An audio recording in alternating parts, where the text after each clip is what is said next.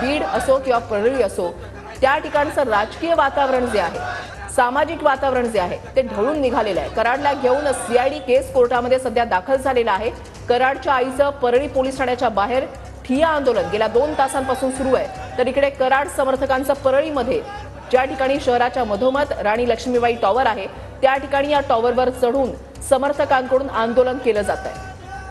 कोर्टात तिथं आणण्यात आलेला आहे। सध्या बघू शकता की केज परिसरामध्ये अशा पद्धतीनं पोलीस बंदोबस्त जो आहे तो कडेकोट पोलीस बंदोबस्त लावण्यात आलेला आहे। कुठलाही अनुचित प्रकार घडू नये यासाठी बीड जिल्हा पोलीस प्रशासन जे आहे ते सतर्क असल्याचं आपल्याला पाहायला मिळतंय। हाय अलर्टवर असल्याचं ते पाहायला मिळते। आता थोड्याच वेळामध्ये वाल्मिक कराड याला घेऊन आता पोलीस जे आहेत ते कोर्टामध्ये त्या ठिकाणी जातील आणि तिथं गेल्यानंतर आता नेमकंच सुनावणी होणार आहे। दोन्ही जे वकील आहेत ते वकील युक्तिवाद करतील आणि त्यानंतर नेमकं आता काय सुनावणी दरम्यान काय निर्णय कोर्टातून होईल हे पाहणं पण तेवढं जिक्र ठरतोय। हा जर संपूर्ण जर परिसर जर बघितला तर हा केज शहरातला परिसर आहे। जाग्या जाग्यावर जे पोलीस आहेत अशा पद्धतीनं पोलीस जे आहेत ते हे केले, सुरक्षाच्या ठिकाणी हे केलेले।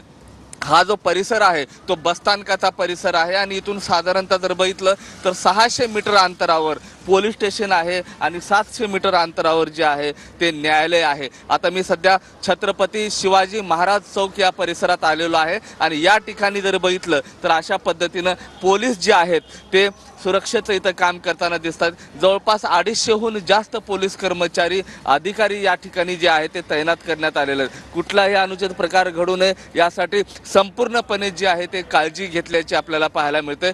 छत्रपती शिवाजी महाराज चौक जे आहे त्या परिसरात आता आम्ही या ठिकाणी पोहोचलेलो आहोत। प्रत्येक ठिकाणी जर बघितलं तर अशा पद्धतीनं पोलीस बंदोबस्त जो आहे तो लावण्यात आलेला आहे।